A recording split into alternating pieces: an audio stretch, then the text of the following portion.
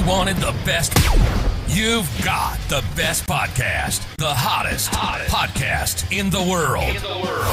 The Chris Voss Show, the preeminent podcast with guests so smart you may experience serious brain bleed. Get ready. Strap yourself in. Keep your hands, arms, and legs inside the vehicle at all times, because you're about to go on a monster education roller coaster with your brain. Now, here's your host, Chris Voss. Hi, folks. Chris Voss here from the ChrisVossShow.com, the ChrisVossShow.com. Hey, we're coming here with another great podcast. Oh, my gosh. We are so glad that you're here. Not you, not that guy, not the guy. The guy right over there. We are glad that you have arrived.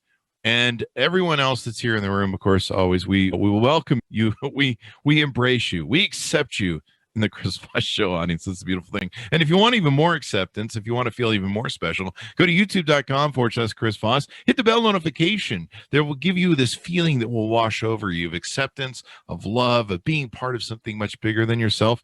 And we don't judge you like other things in your life. So hit the bell notification button. Also, tell your friends, neighbors, relatives to subscribe to the Chris Voss Show. Go to youtube.com or go to goodreads.com/Chris Voss. Read all the books we're reading and reviewing over there. Go to Facebook, LinkedIn, Instagram. There's so many groups over on Facebook, I can't even keep track of them all. So go follow those over there. Today, we have the most amazing author. As always, when don't we have amazing authors and guests on the show? It's just extraordinary. Sometimes I just pinch myself every day. I'm going to pinch myself right now because today we have Peter Sage on the program. You're going to be amazed and blown away at this gentleman. He wrote the book, The Inside Track, an inspirational guide to conquering adversity. And if you don't know him already, most people do. He is a well-known international serial entrepreneur, best-selling author, and expert in human behavior. He is a highly sought-after speaker and coach and has spoken on 5 continents. He shares the stage with the likes of Sir Richard Branson and President Clinton. Just an incredible reputation and resume he has. Welcome to the show, Peter. How are you? Chris, what an absolute pleasure to be here. I am doing fantastic, bordering magnificent, and trying to catch up with your energy, my friend.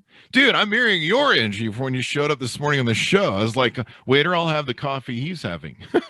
Glad to be here.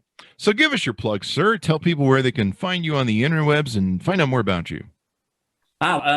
Pretty standard, really. Yeah, Peter Sage. If you key that into pretty much any box anywhere, I tend to pop up. But yeah, petersage.com is the website, and I'm on Instagram, petersage007, YouTube, petersage007, and yeah, people say, "Oh, wow, you're a James Bond fan." I'm like, when I first did it, there was 6 other people before me, but that's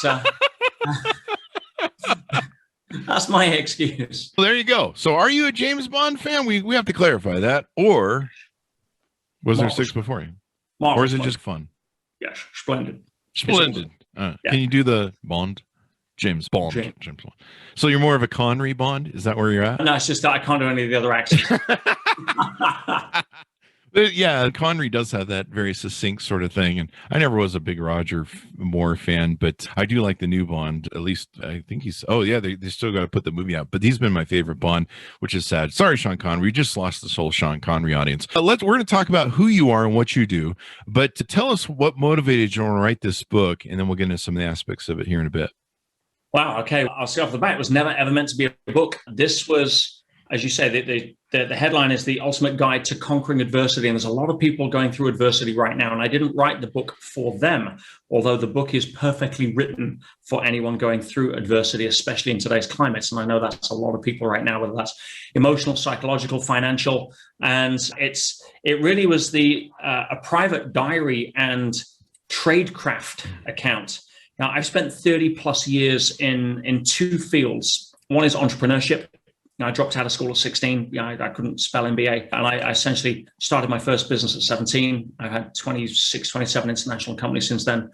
Some have failed majestically. Some have made millions. Some have lost millions. Some should have stayed ideas when I was drunk. Pretty much everything in between. And pretty much paralleling that was my passion for personal growth, personal development. And I remember I left school and I'm not academically gifted. I'm not a smart guy when it comes to book smarts. I know that school only teaches you 2 things. Certainly traditionally when I was at school, and that's how to pass tests and work for somebody else. And none of those were high on my agenda. And yeah, I got out in the big wide world, but I suddenly came across personal growth when I was 17. I'm like, whoa, hang on a minute. You mean there's an industry that teaches success? Wow, where was that at school? Yeah. That's what I wanted to learn, not in algebra. You should yell at your career counselor teacher. Yeah, I did. They said I'd never do well at business, I think. Oh, they're never right. Anyway. Fuck those people. No comment. But no, it's been a wild ride. But that personal growth in the early years, it was really about me trying to achieve more.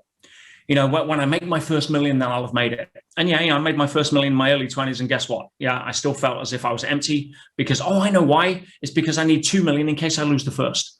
And you're off on this chase of this perpetual chasing the more. And it was really about trying to prove to the world that I was good enough by trying to avoid the insecurities as a young man that I wasn't.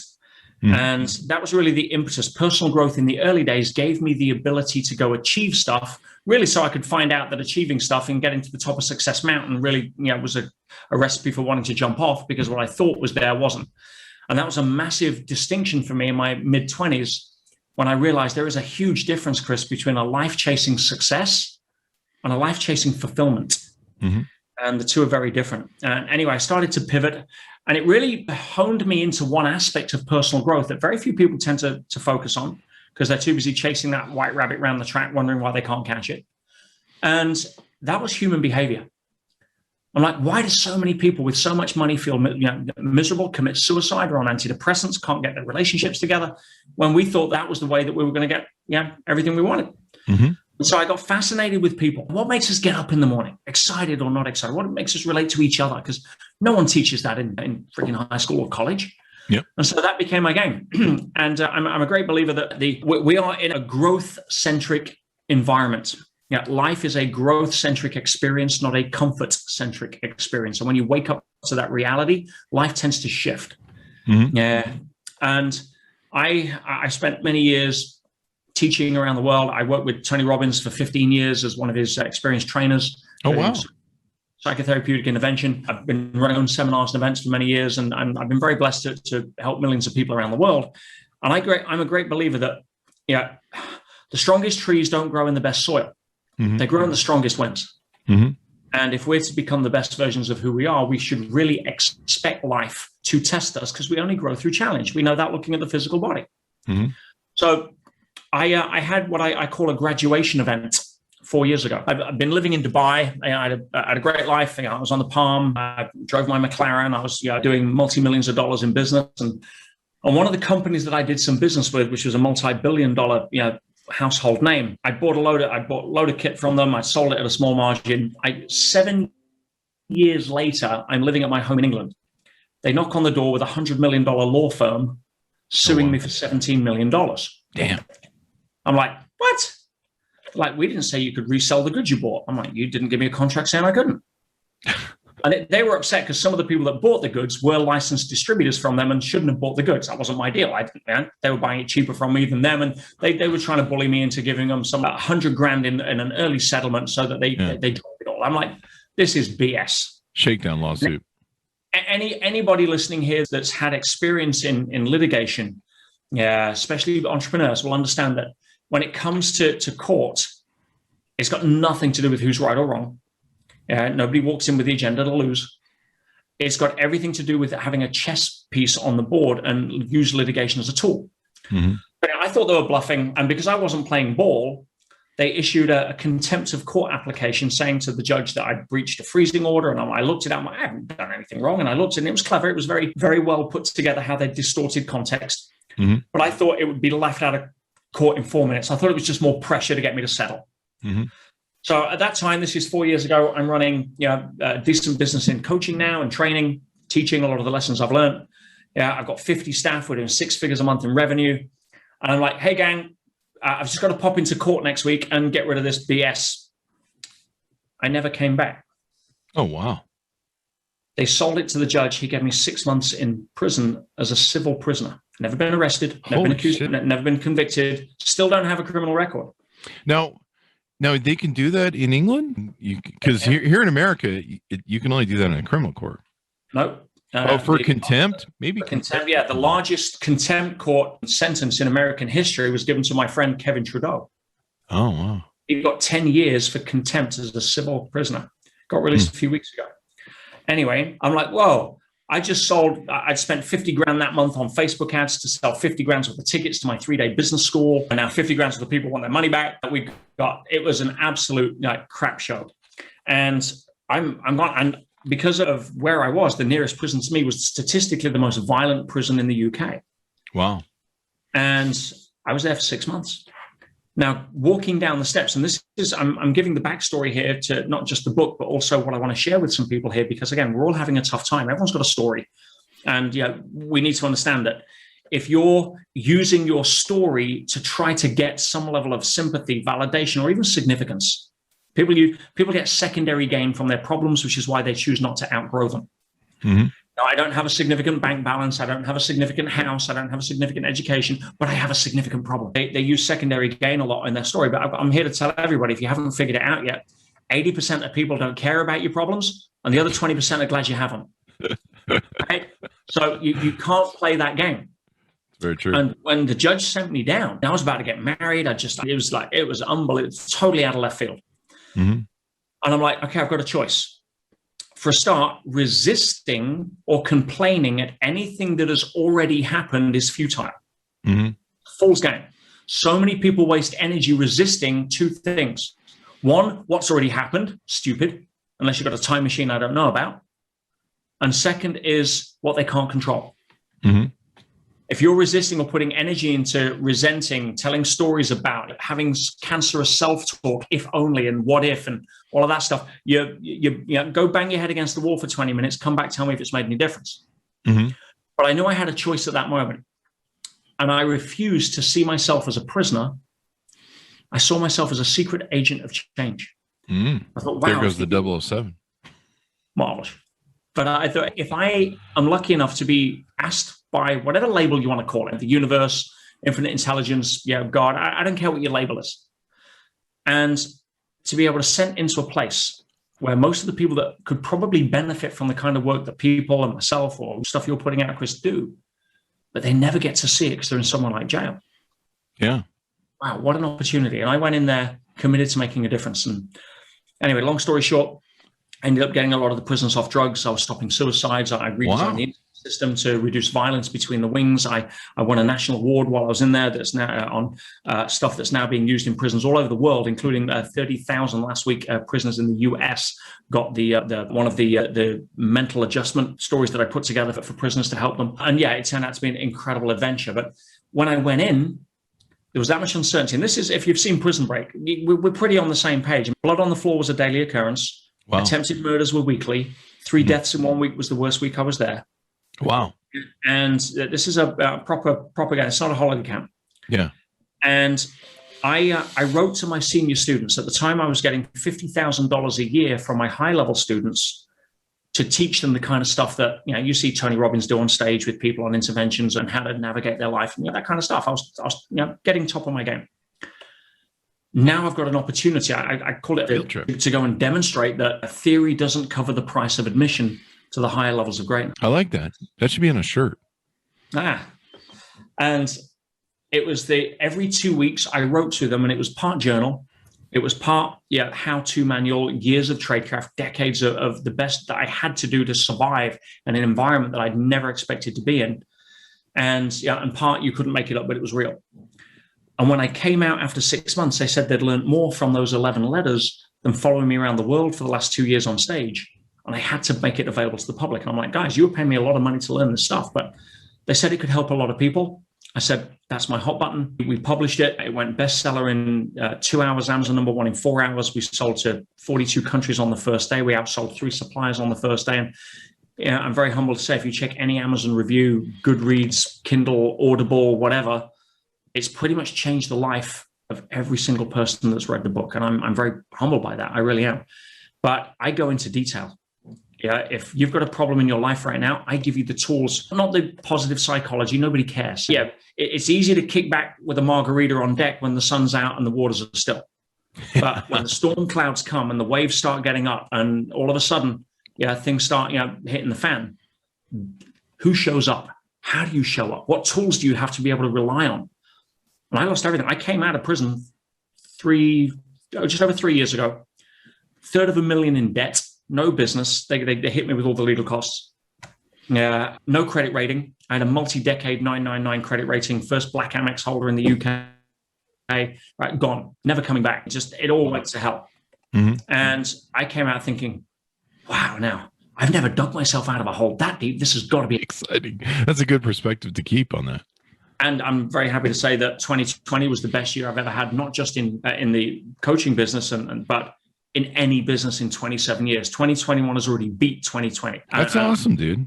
Yeah. And that's not because I'm clever or special. I'm using certain tools that I teach people in that book on how to not get taken out, because there's a lot of people getting crushed right now, but there's also a lot of people crushing it. And the difference is not opportunity. It's not the person you're married to. It's not your background. It's none of that. It's how do you use your mindset to take on challenges rather than run from them. I really love this, because some of my greatest moments that I've come out of and rebounded from are some of my darkest. And then also, I usually wrote during those moments, usually on social media, my dog's dying and how I felt about it and other different things. And I always thought that at the time I was writing, I was going through a selfish exercise where I was just like, here's the bullshit I'm going through. And what was interesting is me catharticizing it online and sharing it with people, my story, my pain, my struggle, how I was trying to work through it, or how eventually I worked through it process.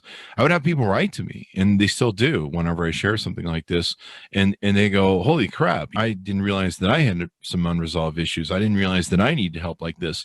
And watching you go through the struggle and the challenge motivates me and helps me resolve some of the different issues I have and different motivations I need. So I think this is brilliant how you turned basically lemons into lemonade. I appreciate that, Chris. And yeah, what strikes me from what you share there is that you give people permission to relate. And that comes from a place of being authentic. We look at social media these days and we think it's the life people have, and we forget that it's not. It's the life everybody wants other people to think they have. And yeah, there's no level of authenticity there. There's no level of vulnerability. And when you can come through that and say, hey, listen, yeah, I screwed up. Yeah, hey, listen, I'm just as messed up in that area as anybody else. And hey, listen, I just made a massive mistake and here's what it cost me. And having the courage to say sorry is a huge relief from the burden people carry of thinking they have to appear a particular way. And I call it swimming in goop. Goop. Yeah, goop is a nasty, sticky, smelly substance you never want to be in. It stands for the good opinion of other people. Mm-hmm. And so many people spend their life in goop, and you cannot be authentic. And the reason they do that, and it's an interesting awareness, and I'll share this with people, if fear of rejection, fear of being judged, trying to fit in, avoidance of conflict, craving connection, approval, validation, any of that stuff resonates, I'll share a little analogy with you that usually helps a lot of people try to break out. And that is, I see us all as the star, go back to James Bond, I see us all as the star of the movie of our life. I'm pretty sure that everybody is the star of their own movie because they're the only one that's in every single scene. I need to get paid better. That's all I know. I need to talk to my agent about what the deal is. Yeah, but you are the star of the Chris Voss movie. That's true. You're in every single scene. I better be the star of the Chris Voss Show. But on top, at no extra charge. Yep, there you go. When it comes to that as a presupposition, that leads to two things. One is that everybody else in your movie can only play one or two roles. Mm-hmm. Either at best, they are a supporting cast, spouse, business partner, sibling, or whatever it may be. The vast 99.9 keep going % of people in your movie are nothing more than film extras in your movie. Wow. I don't know, though. If you have a spouse, you may want to make her lead actress or lead actor, whatever your preference is. Because, if you make her supporting cast, you might get some. She's a supporting cast in your movie because she's not in every scene. Supporting, yeah, okay. All right, yeah. We'll let the lawyers work it out. And what's the definition of a film extra for people wanting it easy? The definition of a film extra is somebody you're not thinking about when they're not in your scene. Mm-hmm. Now, if I have film extras, do I have to provide the film extra table of the food there? Because that's expensive. Talk to your agent. Yeah, we should be able to get good rates. But here's the problem. Just because we walk around seeing ourselves as the star of our movie, we automatically presuppose that everybody else sees us as the star of our movie. And of course, they don't. They don't. They're like the star of their movie. They're starring in a different movie. Right? They're in their own movie. Which means by definition, at best, we may be a supporting cast. But the vast majority of people we will meet in our lifetime, we are nothing more than a film extra in their movie. They're not thinking about us when we are not in their scene. Damn it. And what that leads to is the awareness. And again, if you're driven by approval, validation, all of that kind of stuff, if you're worried about the good opinion of others, which prevents you from being authentic, you need to understand the fundamental truth. Most people don't care enough about you to bother to give an opinion. No way. Why? Because they're too busy being worried about what they think you're thinking of them. Wow. This is a lot of movies. Yeah. I need better writers, clearly. That's for sure. Yeah.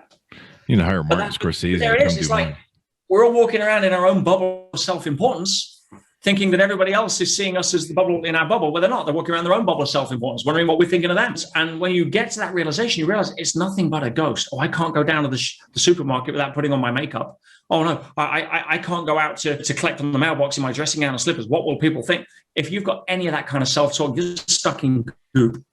And that you will never be able to rise above the opinion of yourself. Number one rule in personal growth. People can never rise above the opinion of themselves. And if your opinion is tapered by what you think other people are thinking and judging you by, which in reality, they're not, because they're too busy being worried about what your judgments of them are, you will never be able to step into your greatness, and you will never be able to capitalize on the opportunities in front of you by bringing your best self to the table to do it. Maybe a good analogy using the movie thing is you shouldn't listen to the movie critics because they're full of it, and you shouldn't take bad bit parts. You should always take a lead in your movie. I don't know. Just a good analogy. Sorry. Fortunately, there's been a lot of people that got sucked in to being unpaid film extras in the big budget disaster movie that's going on right now, the Corona movie. Yeah, right? That's a big budget one. And that's a really poor career move. Yeah, the people that are crushing it right now, in spite of what other people would call global circumstances, people whose industries got destroyed, not just jobs, people who lost people they cared, those people that are crushing it right now, understand that they are the star of their own movie. A new future is always available to them. And they're living their life at cause, not effect. As soon as you're at effect, you're a film extra in somebody else's movie. Good luck. You're never going to get an Oscar playing an extra in somebody else's movie. And so what tools do you need to fall back on to be able to do that? Well, there's a whole series. I go through the book. Every single chapter, I do a syllabus section to teach my students what are the tools I'm using. What are the global beliefs that I'm having to install or put deeper or hang on to in order to stop me going into depression or have suicidal thoughts or all the other stuff that in that low energy, poor consciousness level in prison.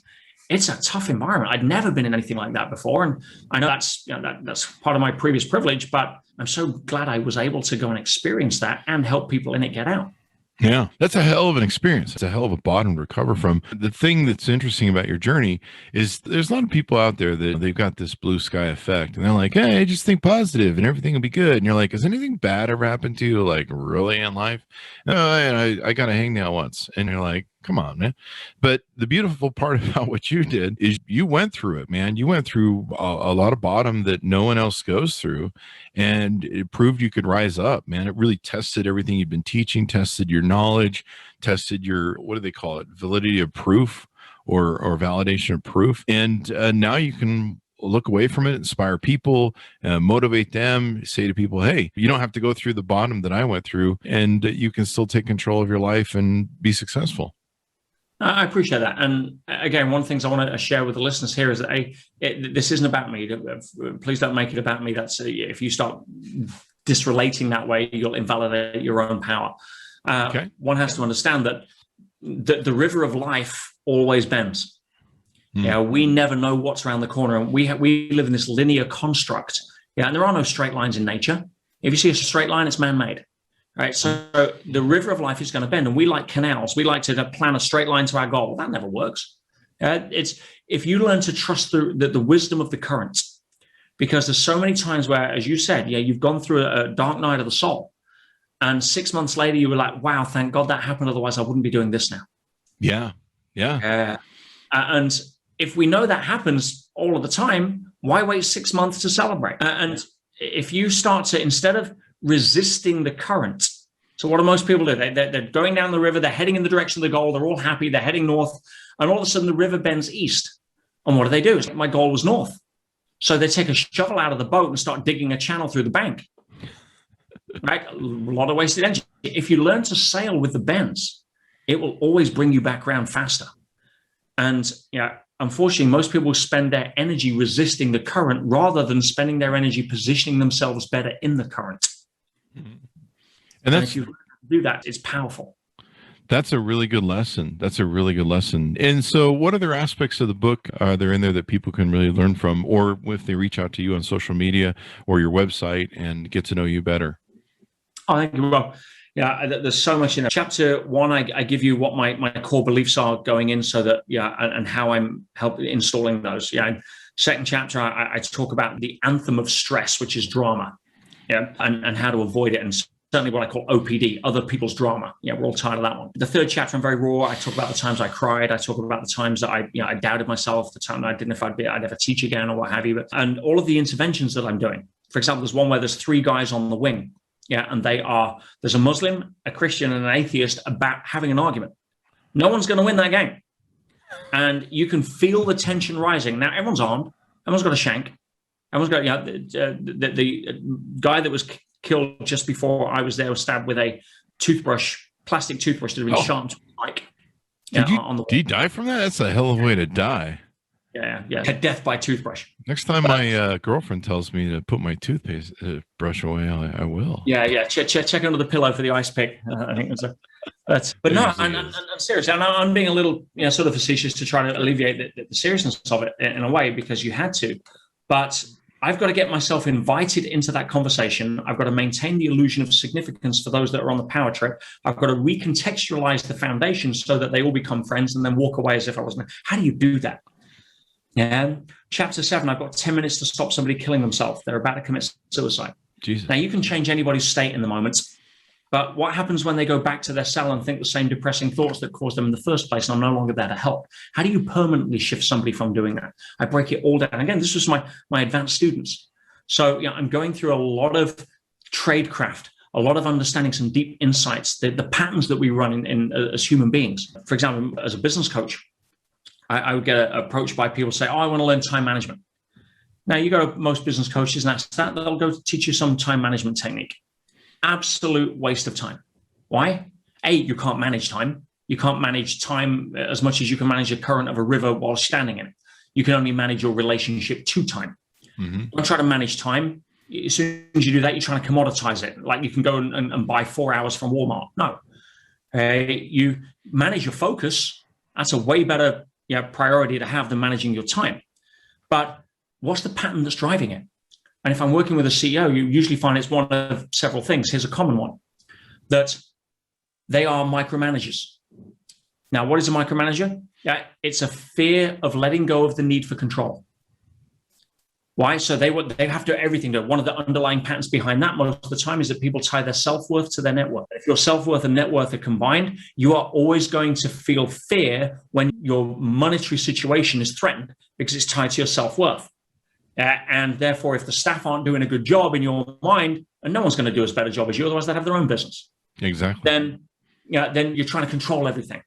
So it's about dealing with that. Or another common one, fear of rejection. You daren't say no to people because it may trigger a rejection response. So therefore, you say yes to too many things, and now you've got too much on your calendar, and now you think you need time management. No, you solve the issue of inability to handle rejection, and all of a sudden, your calendar gets freed up. You see my point? It's the patterns that run us unconsciously that most people are completely unaware of, and that's what I delineate in the book in detail on many different aspects. I really like that, especially that aspect of people tying their net worth to their value of their person, because a lot of people do that. How much I'm getting paid is how much I'm worth. We're conditioned. Yeah. If I lose my job, I'm not worth anything. If I lose my family, if I lose my wife, my husband, my kids, I have no value. A lot of people tie themselves that way, and then they're really lost. For me, one of my challenges was when going from poor to being having money was I valued myself based upon those segments, and unfortunately, I valued myself based on how much money I had, not how much intrinsic value or stuff I'd worked on for myself internally. And so the challenge I had was while I was making money, I was still just this broken piece of mess on the inside. And I was like, wait, I thought getting rich was supposed to fix all this crap. And a lot of people think that way too. They just think I'm screwed up now. If I get money, I'll be fine. Like everyone's better. It's proven that a lot of people, that like women, when they chase rich guys or rock stars or Hollywood people, we assume that because they have this elevated place in society or elevated money, that just all their problems are fixed once they get there. Money won't. The reason people without money think that money will fix your problems is because most of their immediate problems are centered on lack of money. Yeah. And so once those immediate problems are taken care of and they have money, they'll realize that life is a growth-centric experience. You're going to get problems and challenges by design. You just have better quality ones and you can arrive at them with a better set of clothes. Yeah. In fact, the one of the challenges with getting money is you insulate yourself. So you can buy insulation from your problems and your self issues. And then you can surround yourself with all these people who are like, you're fine as long as you're buying. You're screwed up, but we accept you and we love you. And don't even worry about fixing all that shit that's wrong with you. And yeah, it actually makes it worse because you're like, well, I have money. Money's a magnifier. It's all it is. It'll open up your decision space wider. If you're generous, money will make you more generous. If you're tight, money will make you more tight. Yeah, if you're fearful, you'll have more stuff to be fearful about in case you lose. Paranoid. Yeah. It's just a magnifier. And yeah, it's not a magic pill. In society, it is a reflection of the value you can add when it comes to commerce, because that's what money is nothing more than an arbitrary medium of exchange that is used to measure perceived value. And most people without money resent people with money because they don't realize that, well, no, the only time you got money was if you gave something of value for it first, whether it was 40 hours a week, a product or a service. So if you haven't got enough money, start asking yourself, not how can I get money? You're chasing the effect. That's like sitting in front of the fire saying, give me some wood, I'll go find you some heat. Yeah. Or sorry, give me some heat, I'll go fetch you some wood. Or walking into the gym, right? Yeah. Nobody walks into the gym and says, hey, give me the strength, I'll go lift the weights. No, it's the byproduct or a consequence. You go add value, you look over your shoulder, think, wow, where did that money come from? Mm-hmm. Because it's a byproduct or a consequence. But if you're chasing money, you'll chase your tail. So ask yourself, how can I add value, not how can I get money? And you'll start to shift your relationship to it in a way that opens up more opportunity to attract it. There you go. That's freaking awesome, man. That's just beautiful.